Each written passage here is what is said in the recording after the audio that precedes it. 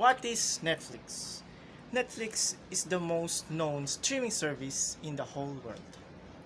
Netflix offers the award-winning TV shows, movies, animes, documentaries, and other entertaining videos such as K-drama and telenovelas.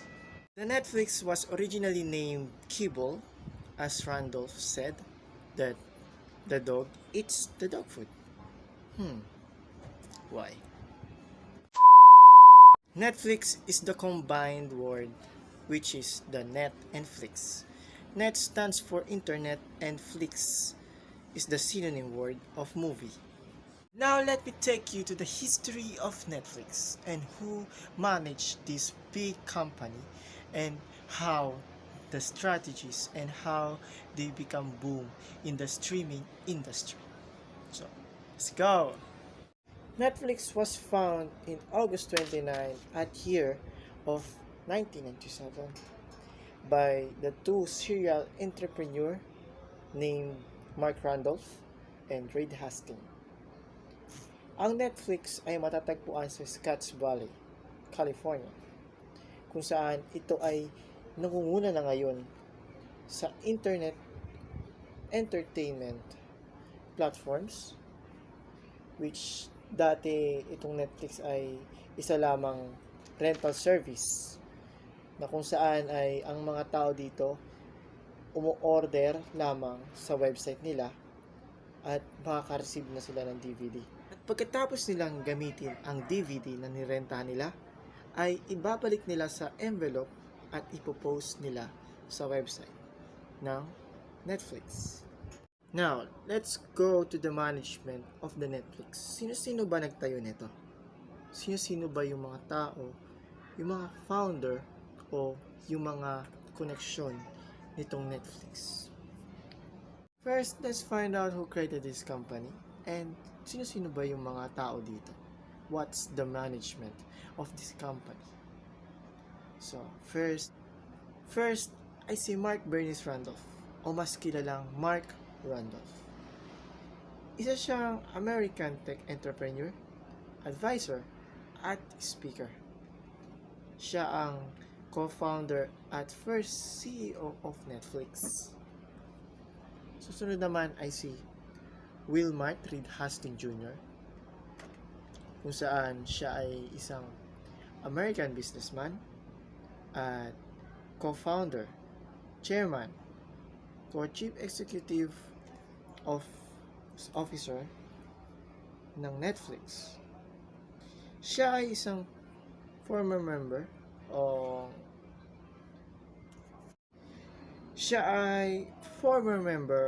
ng California State Board of Education kung saan Hastings advocate for education reform through charter school. Wait! Spoiler alert! Alam mo ba na si Mark Randolph ay umalis sa Netflix? Dito dahil sa management ng Netflix.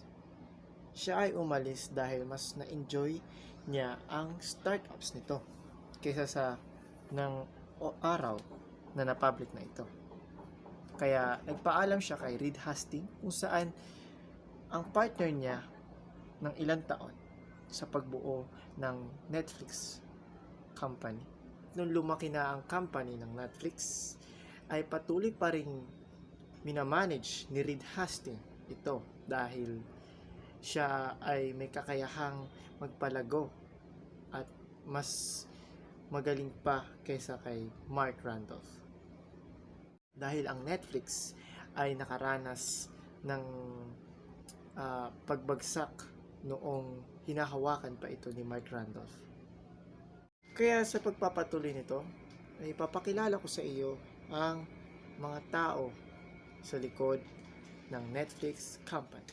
We know na si Reed Hastings na ang may hawak ng Netflix sa ngayon. Ano nga ba ang background ni Hastings? So, let's check it out. Sabi rito, before creating one of the major player in the streaming industry, now worth $193 billion, Hastings studied mathematics at Bowdoin College in Maine. Upon graduating in 1983, Hastings entered the U.S. Marine Corps and he served in the Peace Corps, where he spent his time teaching math in Swaziland. By 1988, he received his master's degree in computer science at Stanford University, according to the Encyclopedia Britannica. Sabi rito na bago niya mahawak ang Netflix ay isa siya sa mga graduated sa Bowdoin College, which is nag-study ng mathematics, at sumali din siya sa US Marine at pinagpatuloy na magturo ng math.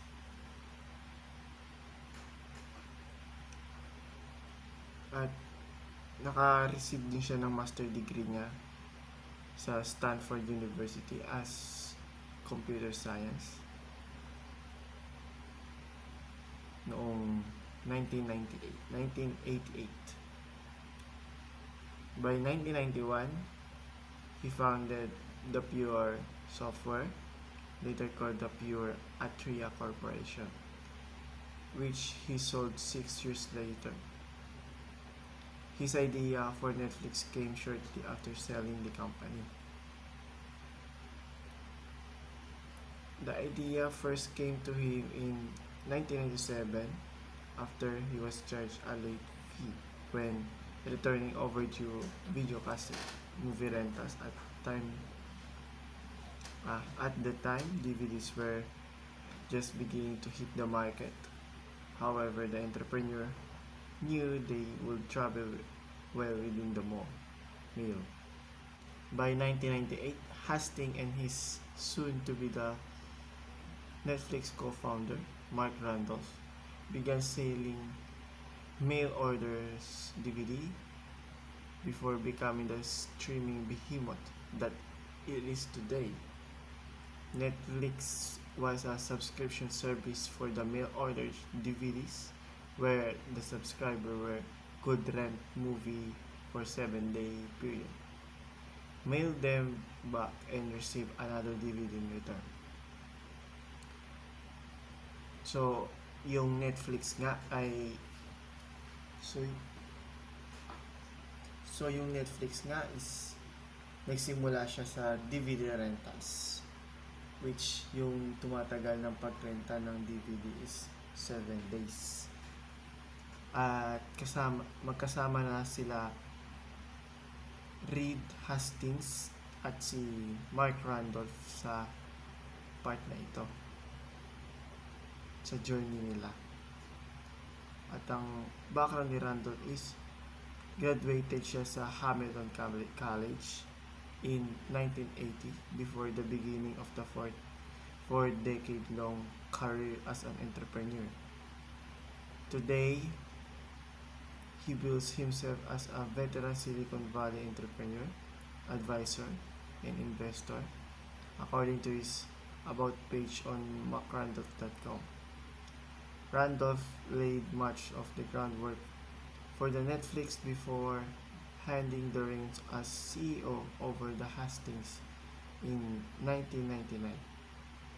According to his website, although he stepped down as CEO, he remained on the company board of directors until retiring from the company in 2003. What is the profile of Netflix today?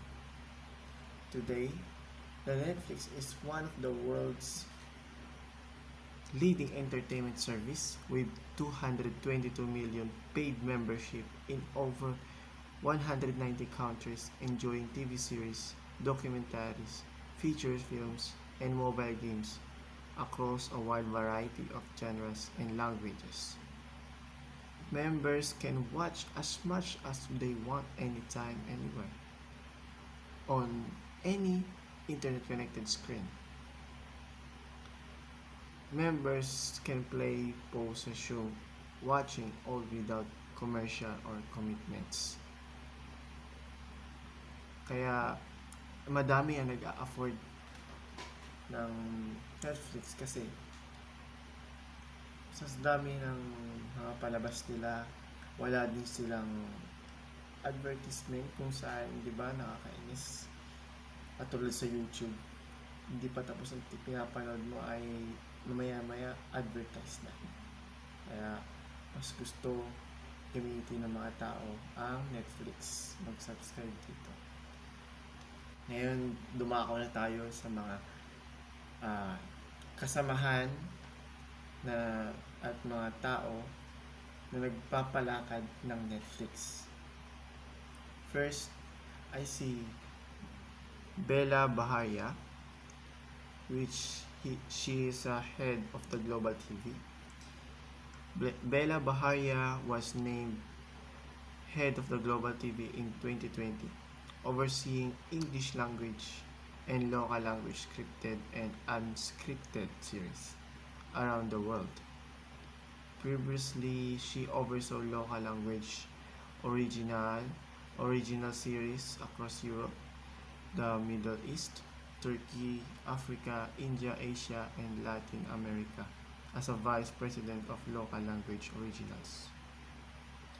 In this role, he managed the teams behind shows such as La Casa de Papel, The Witcher, Sacred Games, Kingdom, Blood and Water, and Sintonia. Bella joined Netflix in 2016 to lead Netflix push into unscripted programming, including the critical acclaimed Queer Eye, Nailed It, and Tidying Up with Marie Kondo. She was previously president of Universal Television.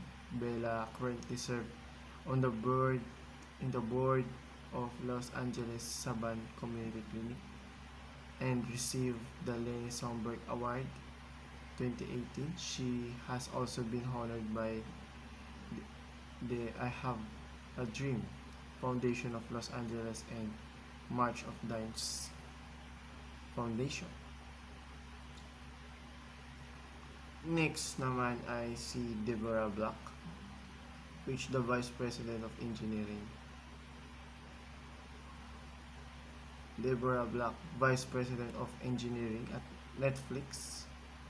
Prior to Netflix, she served as a Vice President, E-commerce Service at Amazon, where she was responsible for the software that enables Amazon Global Business. Deborah is a former corporate vice president at Microsoft, where she held a variety of positions within the Windows division.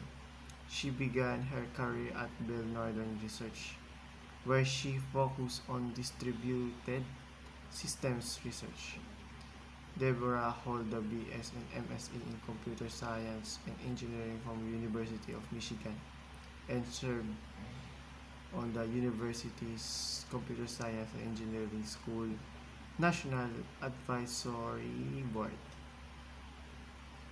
So, si Deborah Black ay isa siya sa humahawak ng software ng Netflix.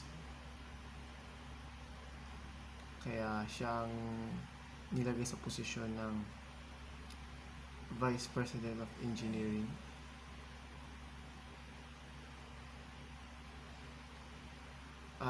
Next I see Sergio Esama, the Chief Talent Officer. Sergio Esama was named as Netflix Chief Talent Officer in September 2021. Bago lang po siya.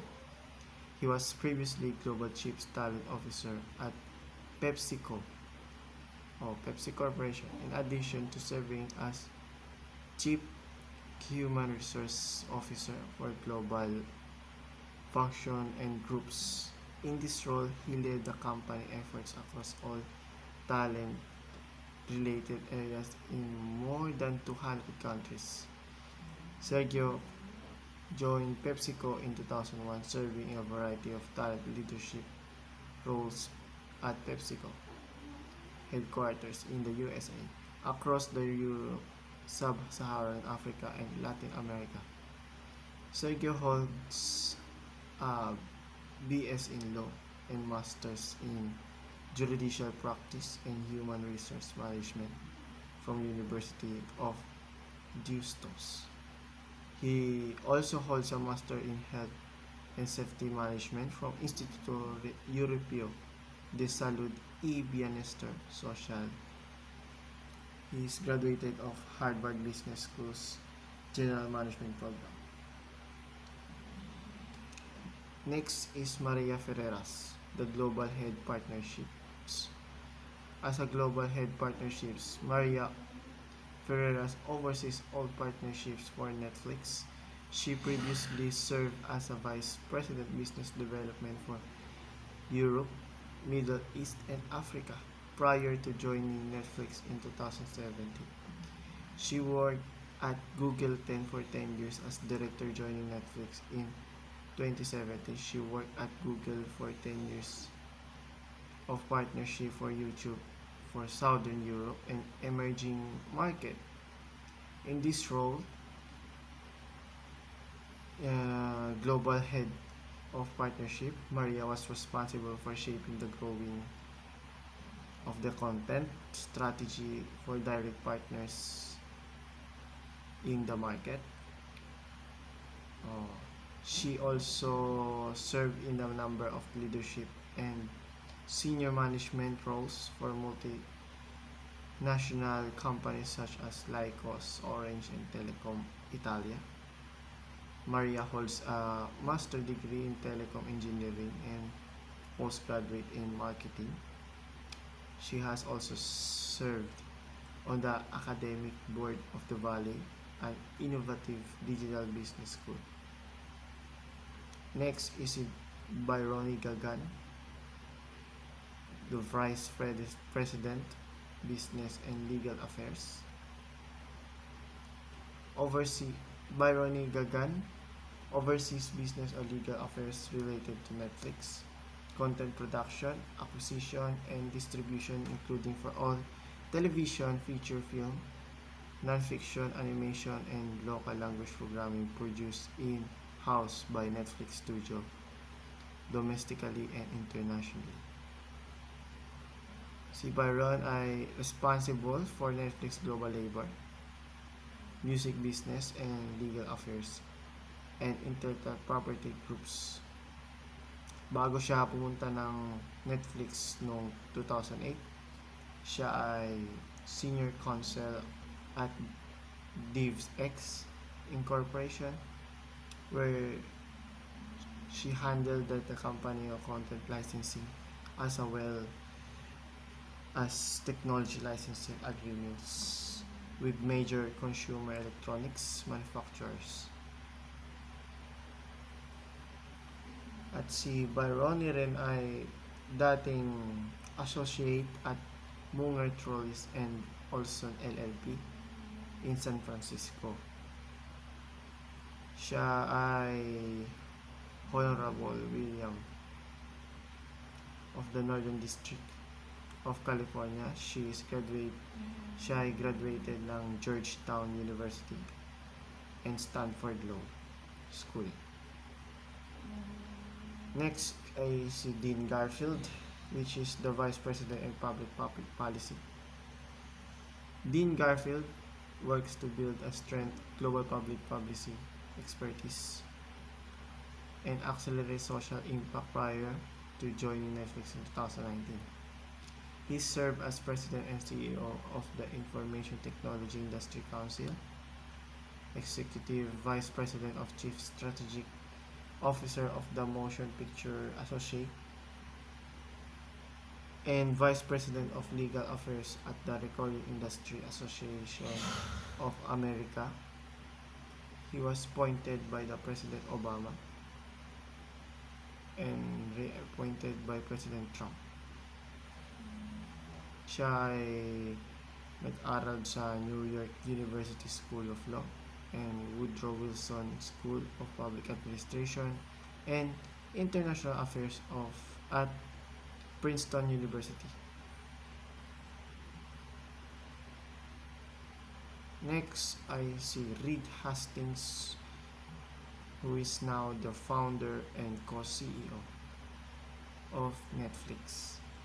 Reed, Reed Hastings founded Netflix in 1997, and in 1991, Reed founded Pure Software siya dati, which made tools for software developers. After 1995 IPO and several acquisitions, Pure was acquired by Rational Software in California in 1987. Reed is an active educational philanthropist and served on the California State Board of Education from 2000 to 2004. He is currently on the board of the several educational organizations, including KIPP and PAHARA. Reed also the board member of the City Fund. Reed received Bachelor of BA from Bowdoin College in 1983 and an MSCS in Artificial Intelligence from Stanford University in 1988.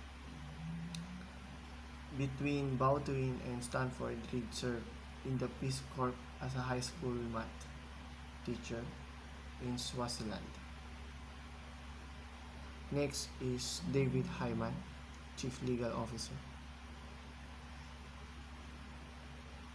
He is responsible for all legal and public policy matters for the company. He was served in this capacity since 2002 and also served as the company secretary prior to the Netflix. David was a general counsel of Webvan, an online internet retailer, having previously held the role of senior corporate counsel. He also practiced law at Morrison and Foerster in San Francisco. Next is Min Yong Kim, the Vice President, Content and APAC ex India. Min Yong Kim leads the content across Asia outside of India and works with creators across these countries. Under her leadership, Netflix brought best-in-class Korean series to global audience, including The Kingdom, Love Alarm, Extracurricular, The School Nurse, School Files, Crash Landing on You, IT on Class, and Sweet Home, and other more. In 2006, she is one of the first content executives based in Asia. She has built and managed the Netflix growing slate of Korean original series, in addition to helping lead and creation of our Seoul office. Next is Verna Myers, the Vice President Inclusion Strategy. Verna Myers is an inclusion strategist, cultural innovator, leader and social commentator, a Harvard-trained lawyer, and founder of Verna Myers Company. Isa siya sa mga tao doon sa TED Talk. She inspired public speaking named How to Overcome Our Biases, Walk Boldly Towards Them. At ito ay umabot ng 3 million views sa kanyang public speak. At ang role naman ni Verna Myers is to help the devise and implement strategies and integrate cultural diversity, inclusion, and equity into all aspects of Netflix operation worldwide. Next, si Spencer Neumann, the Chief Financial Officer, which was named CFO of Netflix.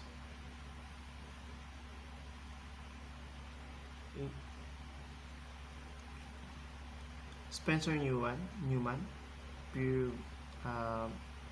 he served as an Activision Blizzard CFO from May 2017. Prior to that, Spencer held a number of positions of increasing responsibility at the Walt Disney Company, most recently serving as the CFO and Executive Vice President of the Global Guest Experience of Walt Disney Parks and Resorts from 2012 until May 2017.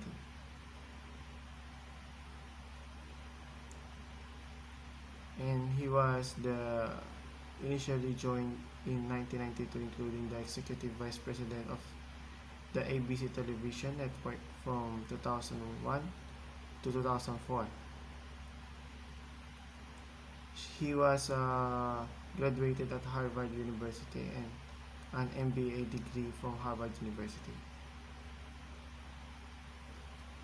Next is Bosama St. John, was Chief Marketing Officer of Netflix noong June 2020. She was previously held the same role at Endeavor after serving as the first ever Chief Brand Officer at Uber. Her 20-year marketing career also includes tenures as head of global consumer marketing for Apple Music and iTunes and head of the music and entertainment. She holds a BA in English and African American Studies from Western University. And Bosomo has been recognized her breakthrough work by both all industry and her peers, having been inducted into the American Advertising Federation Hall of Achievement in 2014.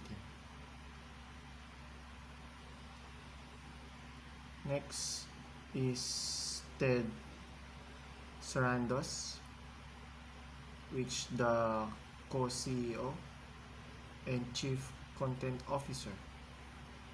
Ito ay siya ay laging kasama na rin ni Reed Hastings at naging partner sa pagpapatakbo ng Netflix.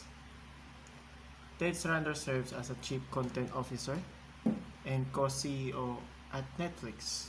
He oversees the teams responsible for the acquisition and creation of all Netflix content, including original series from around the world such as Stranger Things, Dark, La Casa de Papel, Sacred Games, and The Witcher, and films including The Irishman, Murder Mystery, Bird Box, and three-time Academy Award-winning film Roma, and the Academy Award-winning Marriage Story. Si Ted responsible for all content creation since 2000 and led the company's transition into original content production that began in 2013 with the launch of the series House of Cards, Arrested Development, and Orange is the New Black, among numerous others. Next, I see Elizabeth Stone, which the Vice President Data and Insight. Si Elizabeth Stone ay the Product Data Science and Engineering team, and then step into the broader role leading Netflix Data and Insights org in 2021.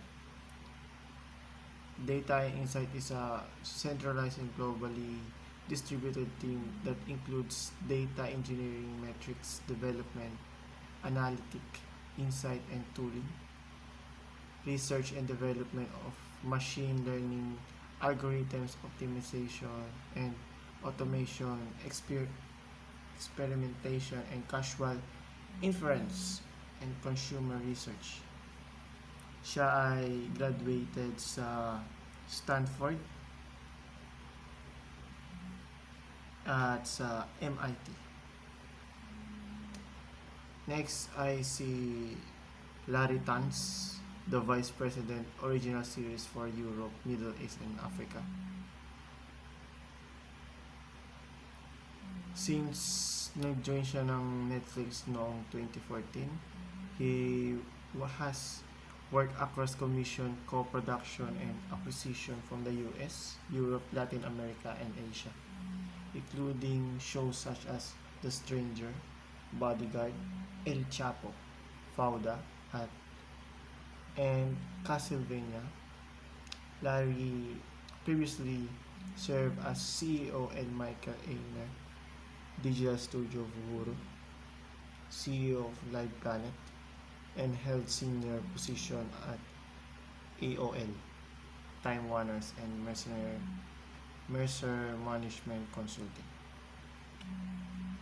He is founding the board member of Water.org, which has helped provide safe water and sanitation to over 20 million people around the world. And he is graduated in Harvard University as such BA and MA, and his MBA from the Wharton School of the University of Pennsylvania. Next is Todd Yedlin. Since being the Vice President and Product in 2014, Todd's role evolved around changing the way of people find great streaming content to watch over the internet on their TVs, computer, and mobile devices. He is responsible for leveraging vast amount of information and best-in-class user interface across the numerous viewing devices to create an easy, compelling way for Netflix member to find something great to watch. Todd also oversees member acquisition, how to best leverage social and messaging. His team is also responsible for the leading our studio technology efforts from pitch to play before joining the Netflix in 2006. He wrote and directed the feature film Brother's Shadow and short film The Eternal Pitch. He also worked as the documentarian, filming political unrest in places like Tibet and Myanmar. Todd received a BA from the University of Pennsylvania and MFA in film production from USC. Next is Rachel Whetstone, the Chief Communicator Officer. She has spent last 13 years in working on communication and policy issues for US technology companies. She joined Google in 2005 and served as Senior Vice President of Communication and Public Policy from 2001 to 2015. She held the same position at the Uber 2015 till 2017 before joining Facebook as a Vice President Communication. Rachel is graduated Bristol University and spent first half of her career working in UK politics as a policy advisor. Ngayon ay dumako naman tayo sa target market ng Netflix, kung saan ay ang 89% Netflix subscriber are between age of 18 to 24, with a large section also being 25 to 39 years old. Now let me show you what strategy did Reed Hastings do to make it boom his company and to get more subscriber in his platform. First, Reed Hastings analyzed the competitor, which is the greatest competitor is the Prime Video. Second is the Disney Hotstar, which according to the picture above, the competitor analysis, we see that the Netflix cut through competition with Prime Video, followed by Hotstar. The other category in the infographics includes other third-party platforms are what they call the YouTube platform. Many studies shows that the YouTube is one of the major competitor of Netflix.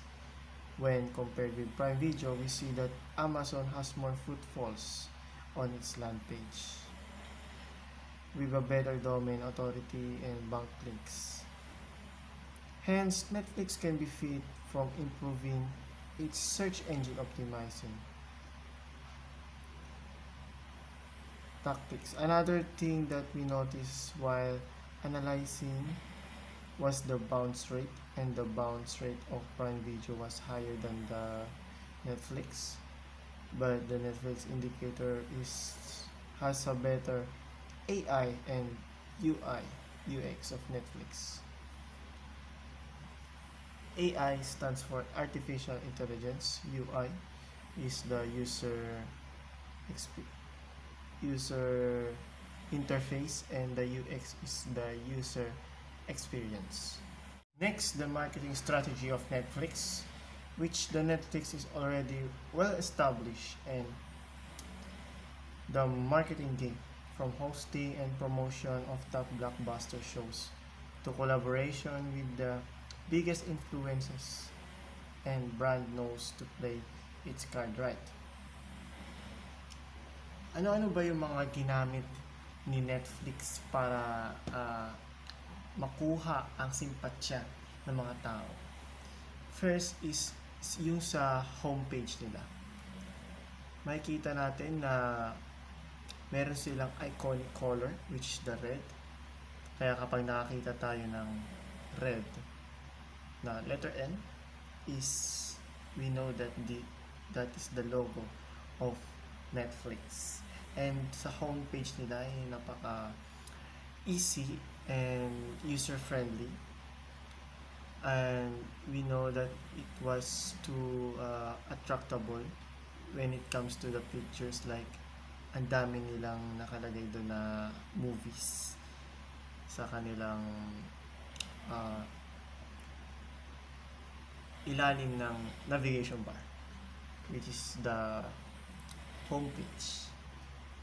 And also the pricing of the subscription in their platform has the better pricing, better deal with the customers.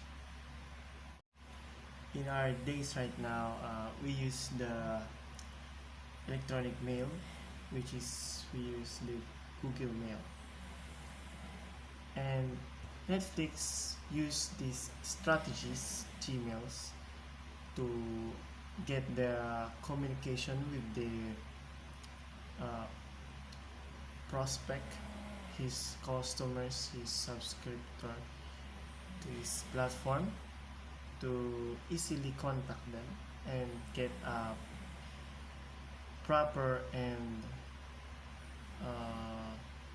settlement in the subscription in the platform of Netflix. And also the influence marketing strategy of this Netflix influencer, where like someone who promotes this product, like a famous artist. Example, I have a favorite artist, and he promotes the product of Netflix. Then I was feel surprised and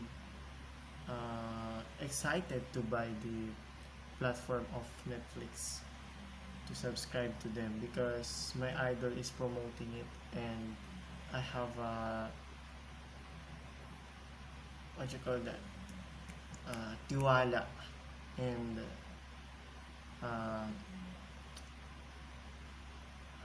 paghanga sa taong yun. And that's all for the video. Thank you for listening. I hope you get the information that I want to give to you. And also, God bless sa lahat ng journey niyo po. And good luck sa buhay natin.